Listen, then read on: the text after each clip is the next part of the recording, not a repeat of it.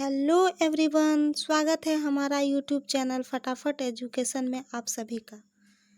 तो मैं NCERT class 6 chapter 2 लेके आई हूँ। लेकिन उससे पहले आप लोग को अगर मेरा सेशन अच्छा लगे तो लाइक, सब्सक्राइब और शेयर कर दीजिएगा, जिससे बहुत सारे लोगों तक मेरा वीडियो जाएगा और उनसे लाभ मिल पाएगी। तो शुरू करते हैं आज का सेशन।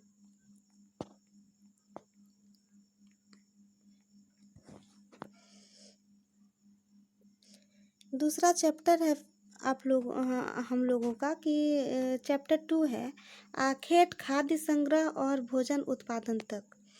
कि पहले के ये में आदि मानव से जब हम लोग देखे थे कि आदि मानव से होके कैसे कृषि का आरंभ हुआ था, कैसे अस्थायी रूप से इंसान रहने लगे थे, एक जगह पालतू बनाया गया था, एक जगह रह के खेती की कृषि का विकास हुआ था।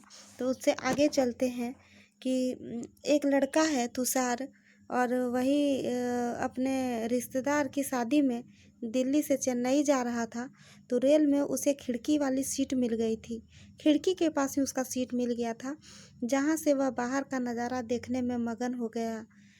तेज दौड़ती गाड़ी से उसने देखा कि पेड़ पौधे, घर, खेत खलिहान बड़ी तेजी से पीछे की ओर छूटते जा रहे थे। तभी उसके चाचा ने उसके कंधे पर हाथ रखकर कहा, पता है, लोगों ने मात्र 150 साल पहले रेल से यात्रा करनी शुरू की थी। बस तो इसके कुछ दशक बाद आई। तुषार सोचने लगा कि जब लोगों के पास आने जाने के लिए तेज रफ्तार वाली सवारियां नहीं थी, तो क्या वे यात्रा ही नहीं करते थे? क्या वे अपनी सारी जिंदगी एक ही जगह पर बिता दिया करते थे? नहीं, ऐसी बात नहीं थी। वो अपने चाचा से पूछता है कि जब 150 साल पहले ही ट्रेन और ये उसके बाद बस आया, तो पहले का आदमी सब कैसे यहाँ से वहाँ यात्रा करता होगा। तो इस पे उन चाचा से सवाल करते हैं वो कुछ। तो यहाँ पे होता है आरंभिक मानव आखिर ये इधर उधर क्यों घूमते थे। वो सवाल ये करता था कि जब शुरू में जब स्टार्टिंग हुआ था, आदि मानव जब रहते थे पेड़ में, जंगल में, तो कैसे वो इधर उधर क्यों घूमते थे। तो वो सोचने लगते हैं तुषार, और उसके मन में कुछ सवाल आता है। तो यही है कि वो सोचता है कि आरंभिक मानव आखिर वे इधर उधर क्यों घूमते थे। तो हम उन लोगों के बारे में जानते हैं जो इस महाद्वीप में 20 लाख वर्ष पहले रहा करते थे। 20 लाख वर्ष। आज हम उन्हें आखेटक खाद्य संग्रह के नाम से भी जानते हैं। भोजन का इंतजाम करने की विधि के आधार पर इन्हें इस नाम से पुकारा जाता था। मतलब भोजन कहाँ से लाएं, तो वो तो जंगल उंगल से ही पहले आदि मानव की ये में लाते थे। इसीलिए वो भोजन मतलब किस तरह से इंतजाम करते थे, उसका विधि क्या था इंतजाम करने का, तो इसीलिए उसको खाद्य आखेटक के नाम से जाना जाता है। आमतौर पर खाने के लिए वे जंगली जानवरों का इस्तेमाल करते थे, शिकार करते थे। मतलब वो उतना तो विकसित नहीं था वो सबका मतलब दिमाग, तो उसी में जंगली पशु को मार के ही शिकार करते थे। मछलियाँ पकड़ते थे, चिड़ियाँ पकड़ते थे, फल मूल दाने और पौधे पत्तियाँ अंडे इकट्ठा किया करते थे। तो ऐसे ही वो सब करते थे। और आगे देखते हैं, आखेटक खाद्य संग्रह समुदाय के लोग एक जगह से दूसरी जगह पर घूमते रहते थे। ऐसा करने के कई कारण थे। मतलब एक ही जगह पे रहते नहीं थे, वो सब इधर उधर भी करते थे। अब कारण हम लोग देखते हैं कि पहला कारण क्या रहा होगा। आप लोग भी इमेजिन कीजिए कि पहला कारण क्या रहा होगा, क्या वजह रहा होगा कि वो इधर से इधर करते थे। तो पहला कारण यह था कि अगर वे एक ही जगह पर ज़्यादा दिनों तक रहते थे, तो आसपास के पौधों, फलों और जानवरों को खाकर समाप्त कर देते थे। पहले तो उतना सोर्स था नहीं, वो सब तो जंगल में रहते थे, तो पेड़ पौधा, पत्ती और जानवर सब खा के समाप्त कर देते थे, तो ख़त्म हो जाता था। जब समाप्त हो जाता था तो इधर उधर वो भोजन की तलाश में भटकते होंगे, तो इसी वजह से वो एक जगह से दूसरे जगह जाते थे। इसीलिए वे भोजन की तलाश में इन्हें दूसरी जगहों पर जाना पड़ता था। दूसरा कारण यह है कि जानवर अपने शिकार के लिए, फिर हिरन और मवेशी अपना चारा ढूंढने के लिए एक जगह से दूसरी जगह जाया करते थे। दूसरा कारण ये हो सकता है कि जब शिकार करने के लिए हिरन और मवेशी चारा जब ढूंढने निकलते होंगे तो एक जगह से दूसरे जगह जाते थे, इसीलिए उन जानवरों का पीछा शिकार करने वाले लोग इनके पीछे जाया करते होंगे। उतना तो था नहीं, तो उनको लगता होगा कि इसी के पीछे जाते हैं तो देखते हैं फिर मिल जाता होगा, तो वो पहुंच जाते थे एक जगह से दूसरे जगह। तीसरा कारण यह रहा होगा, तीसरा कारण कि यह कि पेड़ों और पौधों में फल फूल अलग अलग मौसम में आते हैं, इसलिए लोग उनकी तलाश में उपयुक्त मौसम के अनुसार अन्य इलाकों में घूमते होंगे। तीसरा कारण ये बताया जा सकता है या हो सकता है कि अलग अलग टाइम में अलग अलग फल फूल होते हैं, तो उन्हीं के मौसम के अनुसार वो इधर से उधर घूमते होंगे। चौथा कारण यह था कि पानी के बिना किसी भी प्राणी का, पेड़ पौधे का जीवित रहना संभव नहीं होता, और पानी झीलों, झरनों और नदियों में ही मिलता है। यद्यपि कई नदियाँ और झीलों का पानी कभी नहीं सूखता, कुछ झीलें नदियों में पानी बारिश के बाद ही मिल पाती है। मतलब कोई नदी छोटा होता है तो वो जब बारिश होती है तो उसमें पानी भर जाता है, और कोई नदी या बहुत बड़ा समुद्र या नदी आप लोग सुने होंगे कि जो पूरा गहराई से होता है तो उसका तो पानी सूखता ही नहीं है।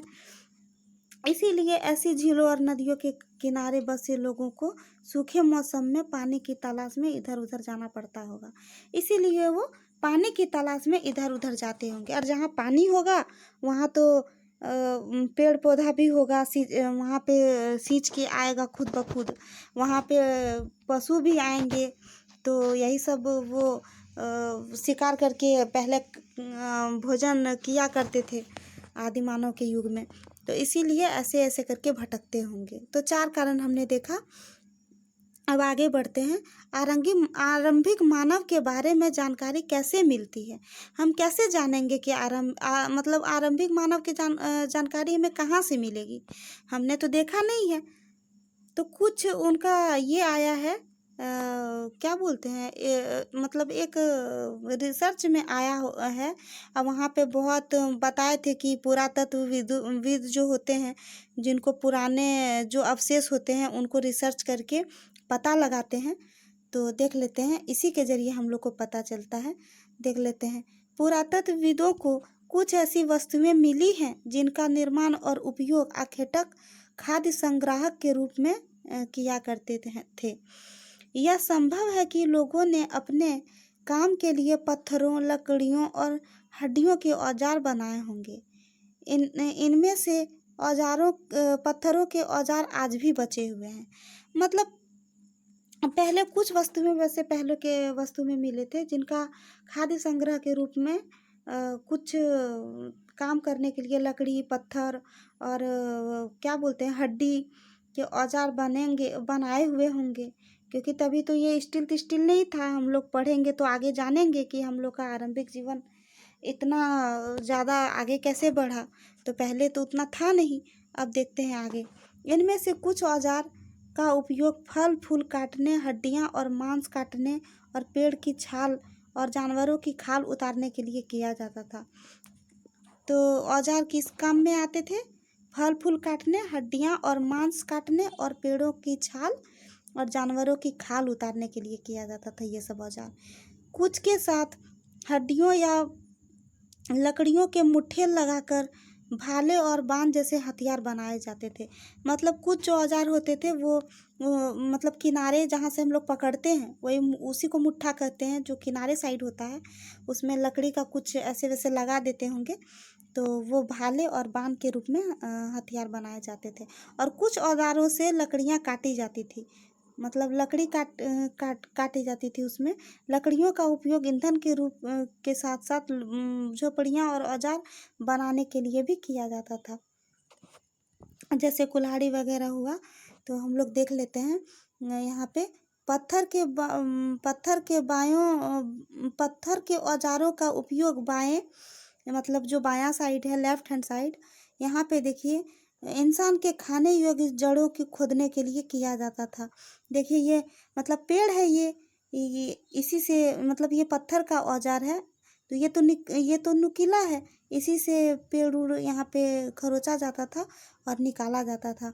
और राइट हैंड साइड देखिए, यहाँ पे जानवरों की खाल से बने वस्त्रों को सिलने के लिए किया जाता था।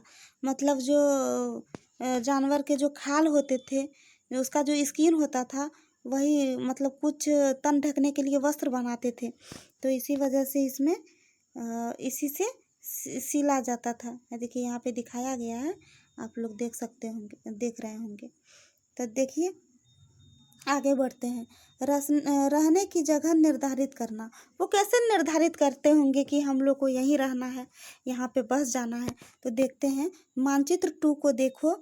लाल त्रिकोण वाले स्थान वे पूरा स्थल हैं जहाँ पर आखेटा खाद्य संग्रहों के प्रमाण होने के प्रमाण मिले हैं। ठीक, जो लाल त्रिकोण है मतलब ऐसे करके जो रेड कलर में है, वो वहाँ पे बसे हैं। पूरा स्थल है मतलब पुराना स्थल, मतलब पुराना जगह जहाँ पे इंसान बहुत पहले बसा करते थे। इनके अलावा भी और कई स्थानों पर आखिर खाद्य संग्रह रहते थे। मानचित्र में सिर्फ कुछ गिने चुने स्थान ही चिन्हित किए गए हैं। कई पुरा स्थल नदियों और झीलों के किनारे पर पाए गए हैं। तो देखते हैं यहाँ पे वो पूरा स्थल देखते हैं। देखिए यहाँ पे देखिए भीमबेटका। अभी हम लोग आगे पढ़ेंगे कि नर्मदा नदी के पास है भीमबेटका। वहाँ पे मनुष्य रहना शुरू किया था फर्स्ट बार। और देख लेते हैं यहाँ पे देखिए हुस्नगी है जगह, हुस्नगी ये है, नदी है। और यहाँ पे कुरनूल की गुफाएं भी हैं। देखिए यही है पूरा पाषाणिक स्थल, मतलब बहुत पहले इंसान यहाँ रहा करते थे पहले। तो देख रहे हैं रेखा चित्र पैमाने नहीं दिए गए। तो देखते हैं यहाँ पे दिखाए, 2-3 दिखाए। और तो अभी नहीं है, और देखेंगे मानचित्र में। आगे बढ़ते हैं अब। तो यहाँ पे है, चूंकि पत्थर के उपकरण बहुत महत्वपूर्ण थे, इसलिए लोग ऐसी जगह ढूंढते थे जहाँ अच्छे पत्थर मिल सके। मतलब पहले तो पत्थर का ही उपकरण बहुत ज़्यादा बनता था, क्योंकि उतना मतलब विकसित नहीं हुआ था बुद्धि। तो इसी वजह से ऐसा होता था। तो यहाँ पे देखते हैं, यहाँ पे लिखा है भीमबेटका आधुनिक मध्य प्रदेश। अभी जो मध्य प्रदेश है भीमबेटका, तो वो आधुनिक मध्य प्रदेश है अभी। और इस पूरा स्थल पर गुफाएं, कदराएं मिली है। मतलब कुछ गुफा मिला है, कुछ कदराएं मिली हैं जहाँ लोग रहते थे। लोग इन गुफाओं में इसलिए रहते थे क्योंकि यहाँ उन्हें बारिश, धूप और हवाओं से राहत मिलती थी। ये गुफाएं नर्मदा नदी के पास है। क्या तुम बता सकते हो कि रहने के लिए लोगों ने यह जगह क्यों चुनी होगी? इसलिए चुनी होगी क्योंकि वहाँ पे मौसम के अनुसार रहते होंगे, बारिश होती होगी तो वहाँ पे छुपने का जगह होता होगा गुफा में, तो इसीलिए रहते होंगे। शैल चित्रकला। अब शैल चित्रकला क्या है वो देखते हैं। यहाँ पे शैल चित्रकला है। एक शैल चित्र, इन चित्र के बारे में बताओ। यहाँ पे देखते हैं, जिन गुफाओं में लोग रहते थे उनमें से कुछ की दीवारों पर चित्र मिले हैं। इनमें कुछ सुंदर उदाहरण मध्य प्रदेश और दक्षिणी उत्तर प्रदेश की गुफाओं से चित्र मिले हैं।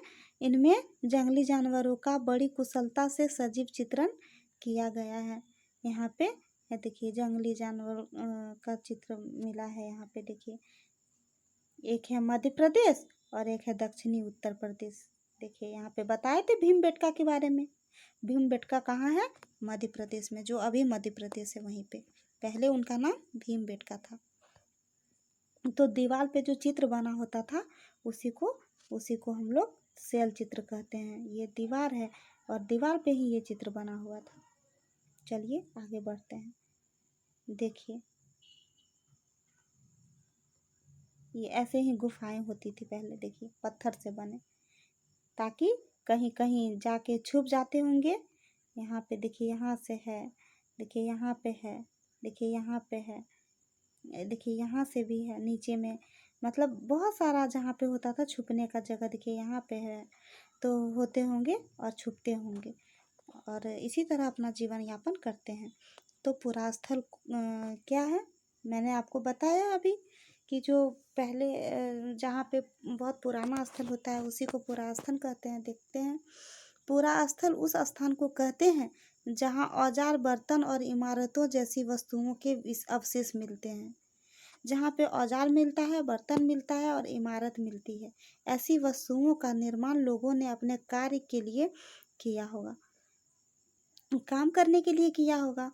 बाद में वे उन्हें वहीं छोड़ दे गए थे, मतलब जहाँ रहते थे वहीं पे कुछ औजार अपने साथ रहते हैं, जब दूसरे जगह जाते थे तो वो औजार वहीं पे छोड़ देते थे और वो तलाश में वो इधर से उधर घूमते रहते थे।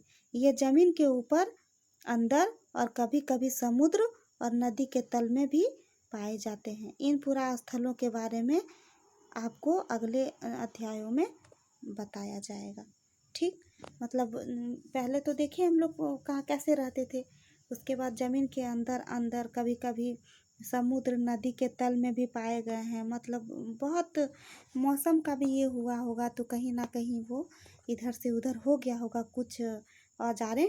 तो जहाँ इसमें बताया गया है समुद्र नदी के तल में भी वो पाए गए हैं औजार। तो आग का खोज कैसे हुआ था, अब हम लोग देखते हैं धीरे धीरे। अब हम लोग बढ़ते हैं कि आदि मानव से धीरे धीरे कैसे हुआ था डेवलप। तो मानचित्र 2 में कुरनूल गुफा ढूंढो, यहाँ राख के अवशेष मिले हैं। इसका मतलब यह है कि आरंभिक लोग आग जलाना सीख गए थे। आग का इस्तेमाल कई कार्यों के लिए किया गया होगा, जैसे कि प्रकाश के लिए, मांस भूनने के लिए, खतरनाक जानवरों को दूर करने के लिए आदि, भगाने के लिए। ठीक, यहाँ कुरनूल की गुफा हम लोग देखते हैं। देखिए यहाँ पे है ना कुरनूल की गुफा, यहीं पे राख जलाने के लिए, मीट भूनने के लिए यहाँ पे राख मिला है कुरनूल की गुफा में।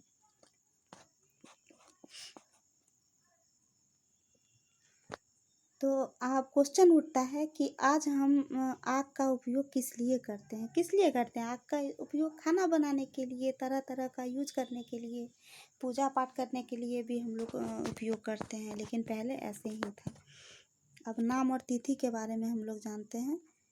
नाम और तिथि है, हम जिस काल के बारे में पढ़ रहे हैं, पुरातत्वविदों ने उनके बड़े बड़े नाम रखे हैं। आरंभिक काल को वे पुरापाषाण कहते हैं। जब आरंभ शुरू हुआ था, मतलब जब धीरे धीरे जानवर से इंसान के रूप में आ रहे थे, तो आरंभिक जीवन शुरू हो गया था। यह दो शब्दों का पूरा यानी प्राचीन, और पाषाण मतलब पत्थर, मतलब प्राचीन का पत्थर, मतलब प्राचीन और पत्थर को पूरा पाषाण कहते हैं। यह नाम पुरास्थलों से प्राप्त पत्थर के औजारों को महत्व को बताता है। मतलब जब आरंभिक जीवन शुरू हुआ था तो पत्थर का औजार ज़्यादा उपयोग में लाते थे, तो उसी का महत्व है इसमें, इसीलिए इसको पुरापाषाण कहते हैं। पुरापाषाण काल 20 वर्ष पहले से 12,000 वर्ष पहले के दौरान माना जाता है। मतलब 20,000 साल पहले से 12,000 वर्ष पहले तक माना जाता है। ठीक, इस काल को 3 भागों में विभाजित किया गया है, आरंभिक, मध्य और उत्तर। ठीक, आरंभिक और मध्य और उत्तर पुरापाषाण काल। उत्तर मतलब बाद का पाषाण काल, उत्तर मतलब होता है बाद का पाषाण काल। मतलब आरंभ में जो हुआ, फर्स्ट में जो हुआ आरंभिक, जो मिडिल में हुआ वो मध्य, और जो बाद में हुआ लास्ट में हुआ उसको उत्तर पुरापाषाण युग कहा जाता है। मानव विकास की लगभग 99% कहानी इसी काल के दौरान घटी है। कहाँ? यही तीनों काल की 99% कहानी, मतलब 99%। जिस काल में हमें पर्यावरणीय बदलाव मिलते हैं, जिन्हें मेसोलिथिक कहते हैं, यानी मध्य पाषाण युग कहते हैं। और मतलब पर्यावरण जो नेचुरल जो चेंजेस आई थी, तो उसी में इन्वायरमेंट चेंजेस जो आई थी, तो कहाँ आई थी, कब आई थी? तो मध्यपुरा पाषाण में। इसका समय लगभग 12,000 साल पहले से लेकर 10,000 वर्ष पहले तक माना गया है। ठीक, 12,000 वर्ष से 10,000 वर्ष के बीच। इस काल के पाषाण औजार आमतौर पर बहुत छोटे होते थे। इन्हें माइक्रोलिथ या लघु पाषाण कहा जाता है। प्रायः इन औजारों में हड्डियों या लकड़ियों के मुट्ठे लगे हंसिए और आरी जैसे औजार मिलते थे। साथ साथ पुरापाषाण युग वाले औजार भी इस दौरान बनाए जाते रहे। अगले युग की शुरुआत लगभग 10,000 वर्ष पहले से होती है। इसे नवपाषाण कहा जाता है। मतलब 99% तो मिडिल में हो गया, 12,000 वर्ष से 10,000 वर्ष तक। और अब जो आया है नवपाषाण युग, मतलब तीसरा जो नया हुआ है, तो वो है 10,000 साल पहले का से पूरा हो गया है। नवपाषाण का मतलब क्या होता होगा? हमने कुछ स्थानों के नाम दिए हैं। अगले अध्यायों में तुम्हें ऐसे अनेक नाम मिलेंगे। अक्सर हम पुराने स्थानों के लिए उस नामों का प्रयोग करते हैं जो आज प्रचलित हैं, क्योंकि हमें ज्ञात नहीं है कि उस काल में इनके नाम क्या रहे होंगे। मतलब वहाँ तो सिर्फ ये होता था, लेकिन अब पुरातत्वविद जो हैं, उन्होंने ही ये सब नाम दिया है। तो अब देखते हैं बदलती जलवायु। लगभग 12,000 वर्ष पहले दुनिया की जलवायु में बड़े बदलाव आए और गर्मी बढ़ने लगी। इसके परिणाम स्वरूप कई क्षेत्रों में घास वाले मैदान बनने लगे। इससे हिरन, बरसिंघा, पेड़, बकरी और गाय जैसे अन्य जानवरों की संख्या बढ़ी होगी, जो घास खाकर जिंदा रह सकते हैं। जब चेंजेस आएगी इन्वायरमेंट में, तो कुछ बदलाव होगा और धीरे धीरे गर्मी बढ़ने लगा 12,000 साल वर्ष पहले। तो इसके मतलब इसके बाद में जो हुआ, क्या हुआ कि कई क्षेत्र में घास वाले मैदान बन गए, मतलब उजड़ गए घास। इससे बरसिंघा जो जानवर रहते थे, वो सब की संख्या बढ़ने लगी और घास खा खा कर वो सब जिंदा चरते थे होंगे, इसीलिए घास खाकर वो सब ये हुए, तो घास उतना समाप्त हो गया और मैदान बन गया। जो लोग इन जानवरों का शिकार करते थे, वे भी इनके पीछे आए और इनके खाने पीने की आदतों और प्रजनन के कारण समय की जानकारी हासिल करने लगे। मतलब जो इंसान आदि मानव के इंसान थे, वो जानवर के पीछे ही आए और खाने पीने के आदत मतलब उनका उसी से हुआ। और जो प्रजनन करते थे, जैसे जानवर करते थे प्रजनन, वैसे ही देख देख के इंसान भी, मतलब उनका दिमाग विकसित होने लगा। तो हो सकता है तब लोग ऐसे जानवरों को पकड़कर अपनी ज़रूरत के अनुसार पालने की बात सोचने लगे होंगे। साथ ही इस काल में मछली की भी भोजन का महत्वपूर्ण स्रोत बन गया। जब हमने देखा कि पहले नदी में आसपास, नदी के आसपास भी इंसान रहते थे, क्योंकि जहाँ पानी था वहीं पे सब कुछ आएगा, भेड़ बकरी आएगी, जानवर आएंगे और वहाँ पे मछली भी होंगे। तो धीरे धीरे अब क्या होने लगा, अब मछली को भी भोजन के महत्वपूर्ण स्रोत में दिखाई देते हैं।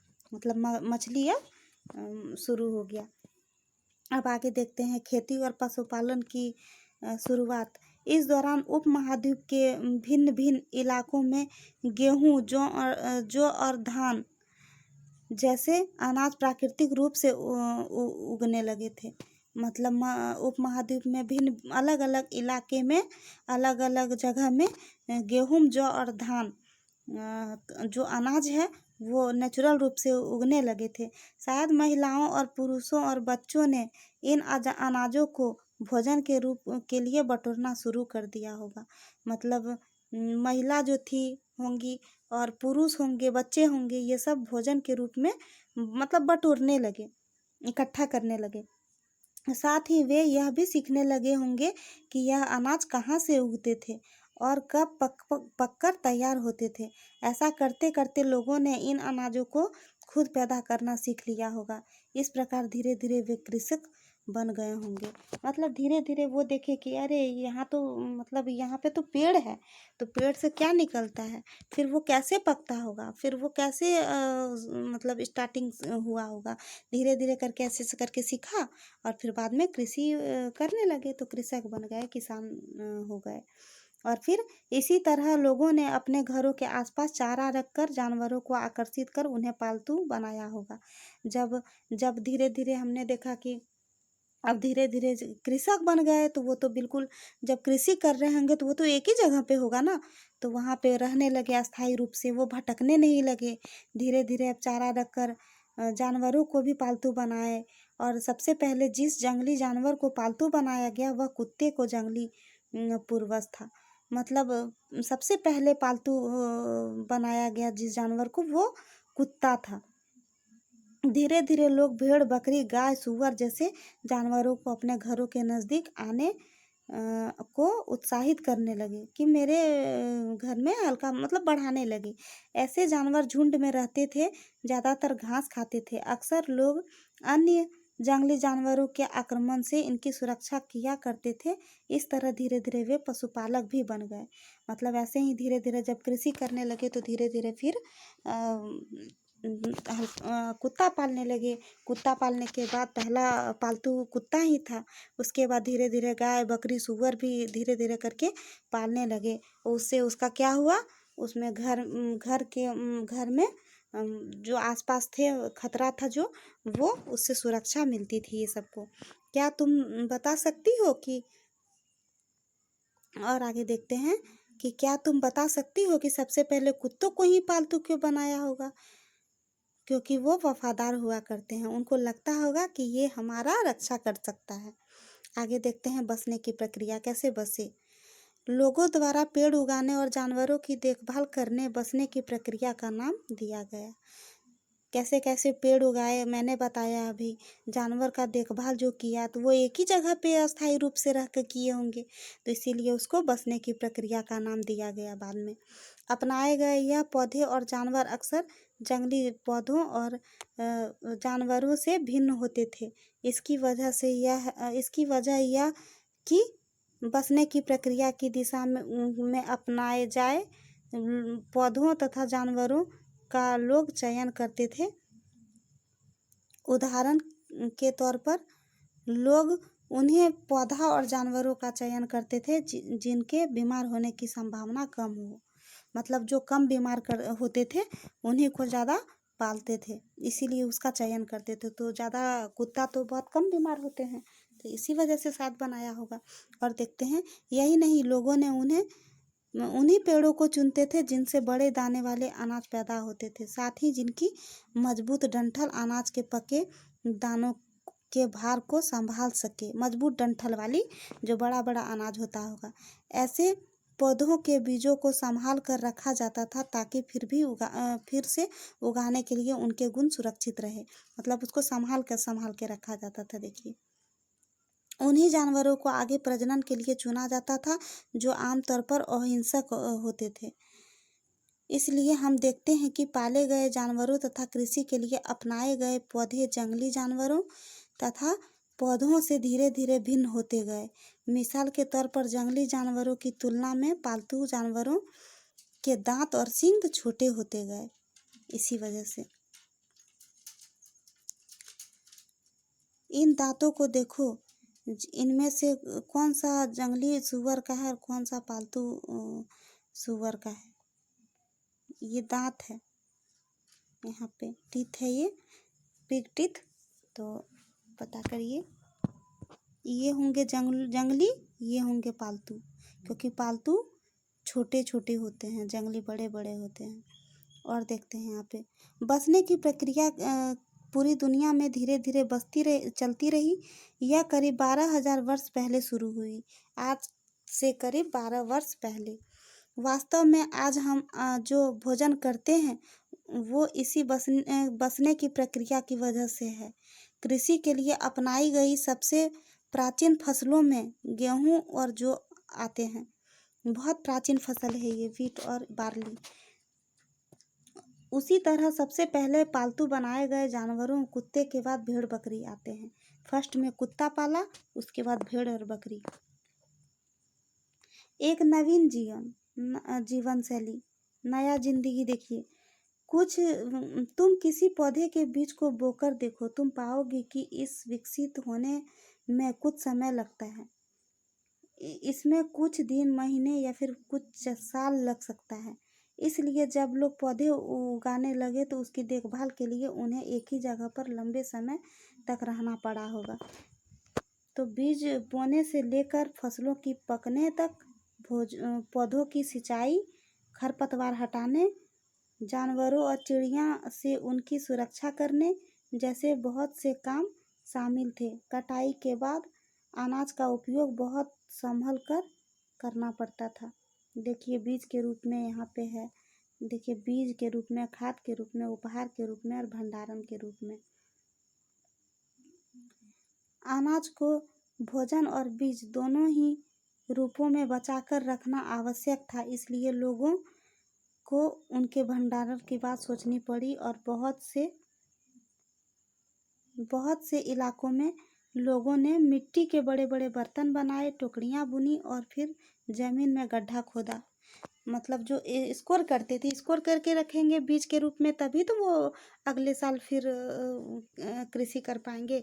तो इसी वजह से बड़ा बड़ा बर्तन बनाने लगे, टोकरी बनाने लगी। और नहीं होता था तो उसे जमीन को गड्ढा खोद के उसमें स्कोर करके रखा जाता था।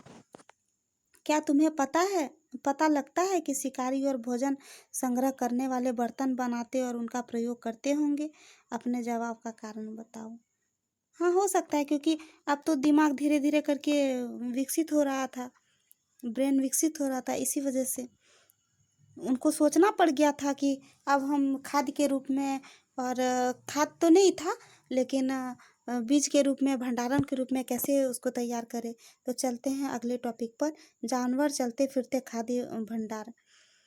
जानवर बच्चे देते हैं जिससे उनकी संख्या बढ़ती है। अगर जानवरों की देखभाल की जाए तो उनकी संख्या तो बढ़ती ही है, साथ ही उनसे दूध भी प्राप्त हो सकता है, जो भोजन का एक अच्छा स्रोत है। यही नहीं, जानवरों से हमें मांस भी मिलता है। दूसरे शब्दों में पशुपालन भोजन के भंडारण का एक तरीका है। भोजन के अतिरिक्त जानवरों से और क्या क्या मिल सकता है? आज जानवरों का उपयोग किस लिए किया जाता है? हम लोग मीट खाते हैं, और फिर हम लोग बकरी भी, गांव में अभी भी विलेज में बकरियां पाली जाती है, गाय पाली जाती है, उनसे हम लोगों को दूध मिलता है। तो दूध भोजन का एक महत्वपूर्ण स्रोत है। हम लोग कुत्ता पालते हैं, कुत्ता हमारा सुरक्षा करता है, इसी वजह से। तो देखते हैं, आओ आरंभिक कृषकों और पशुपालकों के बारे में पता करें। मानचित्र कृषक, पृष्ठ नंबर 13 देखो। यहाँ तुम्हें कई नीले वर्ग दिख रहे होंगे। पता है, इनमें से प्रत्येक बिंदु उस जगह को दर्शाता है जहाँ पुरातत्वविदों को शुरुआती कृषकों और पशुपालकों के माध्यम होने के साक्ष्य मिले हैं। ये पूरे उपमहाद्वीप में पाए गए हैं। इनमें सबसे महत्वपूर्ण पश्चिमोत्तर क्षेत्र में, आधुनिक कश्मीर और पूर्वी दक्षिण भारत में पाए गए हैं।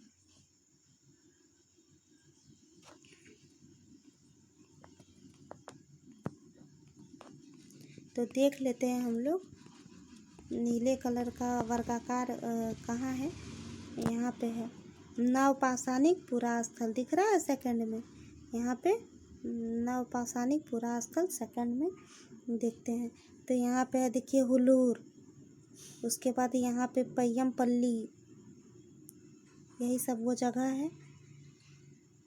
यहाँ पे देखिए मगड़ा, यहीं पे है मगदहा, और यहीं पे है देखिए, यहीं पे है कोल्डिहुआ, देखिए कोल्डिहुआ, यहाँ पे है चिरोंद, यहाँ दाबोजली हंडिंग, यहाँ है मेहरगढ़।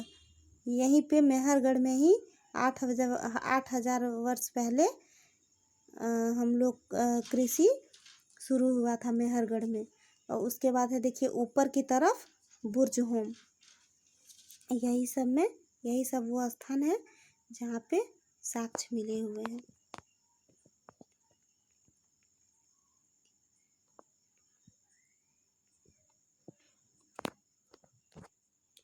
वास्तव में यह निर्दिष्ट स्थान कृषकों और पशुपालकों की बस्तियां थी या नहीं, इसे जांचने के लिए वैज्ञानिक खुदाई में मिले पौधों तथा पशुओं की हड्डियों के नमूनों का अध्ययन करते हैं। इनमें से सबसे रोचक जले हुए अनाज के दानों के अवशेष मिले हैं। ऐसा लगता है कि ये गलती से या फिर जानबूझकर जलाए गए होंगे। वैज्ञानिक इस अनाज के दानों की पहचान कर सकते हैं। इस तरह से हमें पता चलता है कि इस महाद्वीप द्वीप के विभिन्न भागों में बहुत सारी फसलें उगाई जाती होंगी। वैज्ञानिक आधुनिक विभिन्न जानवरों की हड्डियां को भी पहचान कर सकते हैं।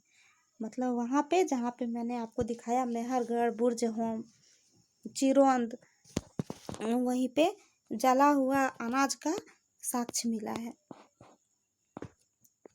तो इसी से पता चला है कि वहाँ पे वो होती होगी कृषि। अस्थाई जीवन की ओर कैसे अस्थाई बने देखते हैं। पुरातत्वविदों को कुछ पुरास्थलों पर झोपड़ियाँ और घरों के निशान मिले हैं, जैसे कि बुर्ज होम वर्तमान कश्मीर। जैसे कि मैंने आपको दिखाया कि लोगों गड्ढे के नीचे घर बनाते थे, जिन्हें गर्तावास कहते हैं। मतलब ये घर है ना, ये घर मतलब गड्ढा में होता था, वहीं पे उसी को गर्तवास कहते हैं। यही घर को जो बनता था इसी को गर्तवास कहते हैं, मतलब गड्ढा में जो बना घर। इसमें उतरने के लिए सीढ़ियां बनी होती थी, इससे उन्हें ठंड के मौसम में सुरक्षा मिलती होगी। पुरातत्वविदों को झोपड़ियों के अंदर और बाहर दोनों ही स्थान पर आग जलाने की जगहें मिली हैं।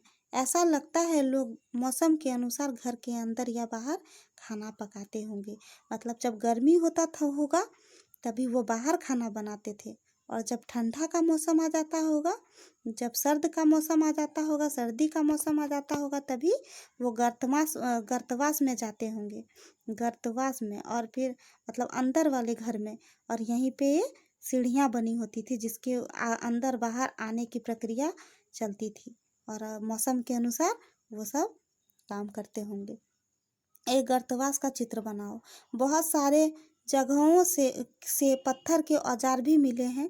इनमें से कई ऐसे जो पूरा पाषाण युगीन उपकरणों से भिन्न हैं, इसलिए उन्हें नवपाषाण युग माना गया है।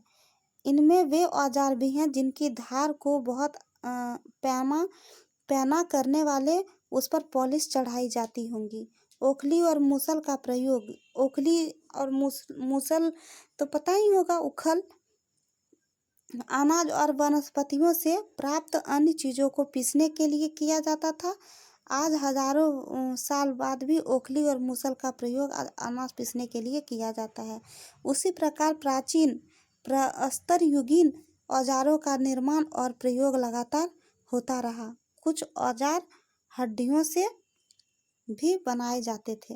देखिए हड्डी के ये पत्थर के औजार हैं, पाषाणिक। ये है नवपाषाण के औजार। देखिए ये सब पत्थर के हैं और नवपाषाणिक औजार।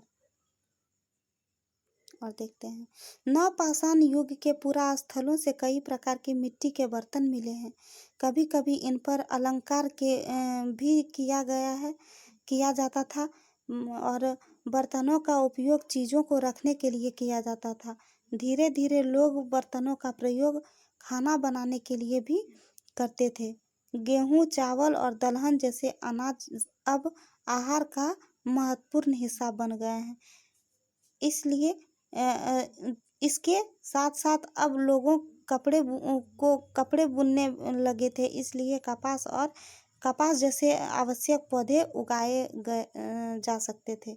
मतलब अब धीरे धीरे क्या होने लगा कि अब मिट्टी का बर्तन बनाने लगा, और मिट्टी के बर्तन बनाने के प्रयोग में गेहूँ, चावल, दलहन जैसे अनाज तो महत्वपूर्ण हिस्सा तो था ही उस टाइम में।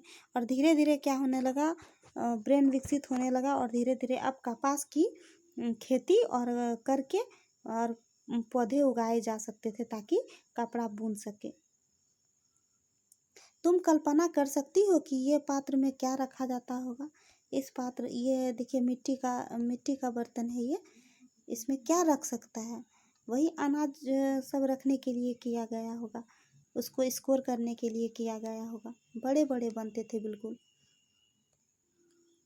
क्या यह परिवर्तन हर जगह एक साथ ही आ गए होंगे? ऐसी बात नहीं है।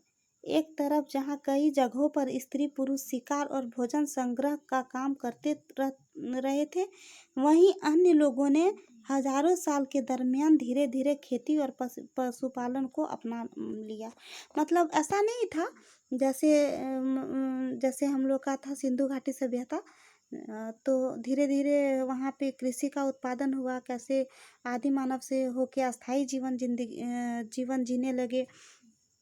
तो ऐसा नहीं था कि सभी जगहों पे था, मतलब कुछ जगह ऐसा था कि ज़्यादा डेवलप था, और कुछ जगह ऐसा था कि बहुत कम डेवलप था। धीरे धीरे देख देख के जब भटक भटक के आदमी मिलते थे, तो तभी अपना अपना वही सब धीरे धीरे देख देख के परिवर्तन करते थे।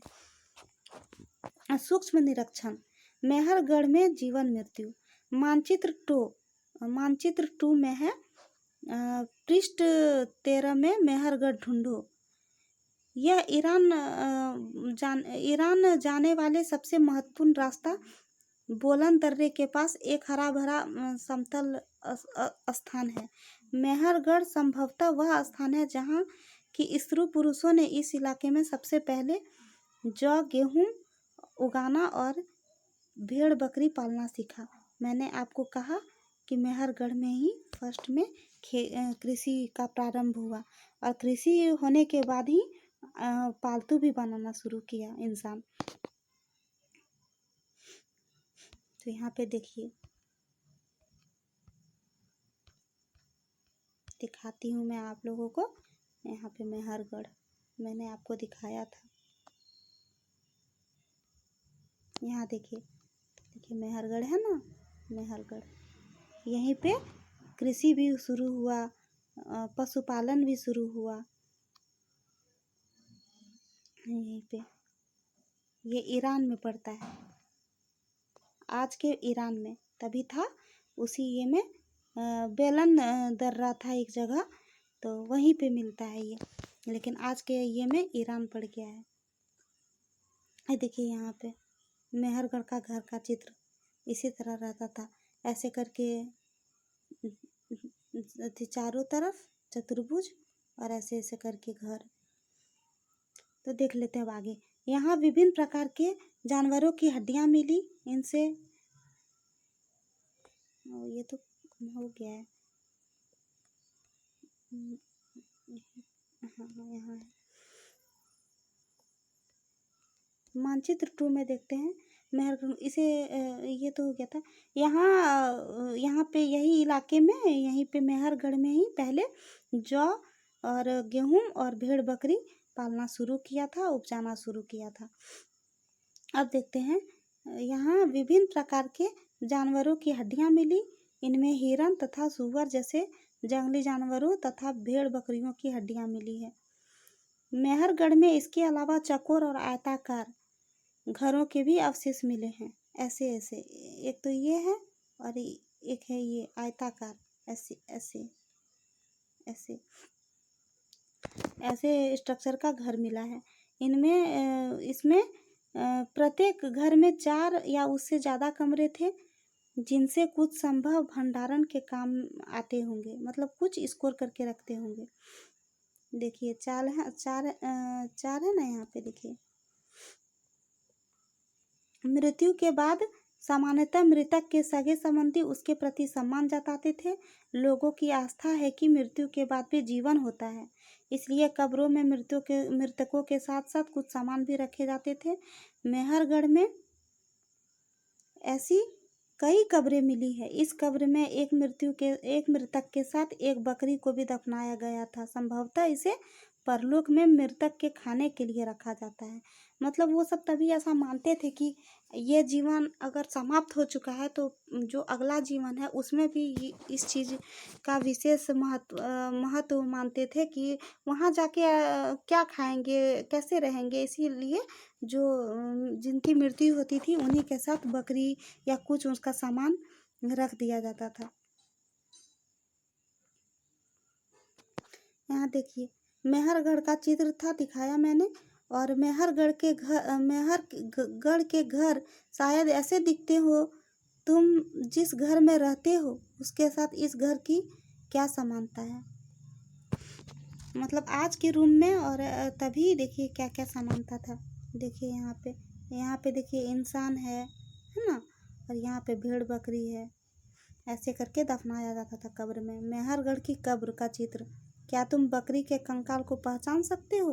यही सब है। अब अन्यत्र में देखते हैं। फ्रांस की गुफा में की गई चित्रकारी। अपने एटलस में फ्रांस ढूंढो। यह चित्र फ्रांस की एक गुफा का है। इस पुरास्थल की खोज लगभग 100 साल पहले हुई। पहले 4 स्कूली बच्चों ने की थी। इस तरह के चित्र लगभग 20,000 वर्ष पहले से लेकर 10,000 वर्ष पहले के बीच बनाए गए होंगे। इनमें कई जानवरों के चित्र हैं जिनमें जंगली घोड़े, गाय, भैंस, गेंडों, रेनडियर, बरसिंघा और सुअर को गहरे चमकीले रंगों से चित्रित किया गया होगा। इन रंगों को लौह अयस्क और चारकोल जैसे खनिज पदार्थों से बनाया जाता था। यह संभव है कि इस चित्रों को उत्सवों के अवसर पर बनाया जाता था। फिर इन्हें शिकारियों द्वारा शिकार पर निकलने से पहले कुछ अनुष्ठानों के लिए बनाया जाता होगा। क्या तुम इन्हें बनाने का कोई और कारण बता सकते हो। उसके बाद एक नवपाषाणिक पुरास्थल। एटलस में तुर्की ढूंढो। नवपाषाण युग में सबसे प्रसिद्ध पुरास्थलों में एक चाताल युग तुर्की में है।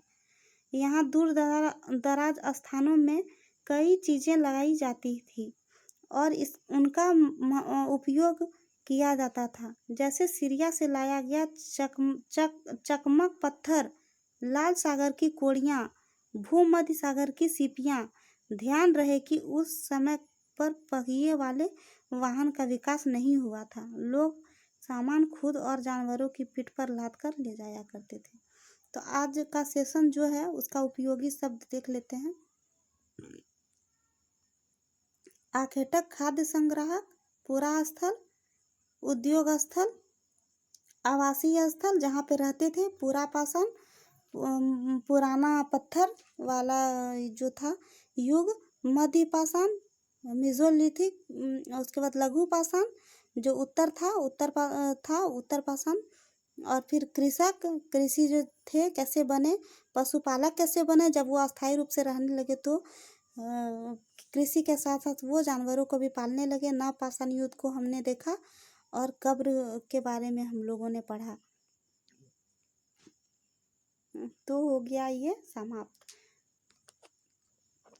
तो हम लोगों ने बताया कि कैसे कैसे आदि मानव से लेके कैसे कैसे अस्थायी जीवन की वो और आगे बढ़े।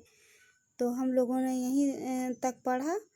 तो आशा करती हूँ कि आप लोग को समझ में आया होगा। और अगर कुछ भी डाउट हो तो आप कमेंट बॉक्स पे पूछ लीजिएगा, कमेंट कर दीजिएगा उसमें, तो मैं डाउट क्लियर कर दूँगी उसके अगले सेशन में।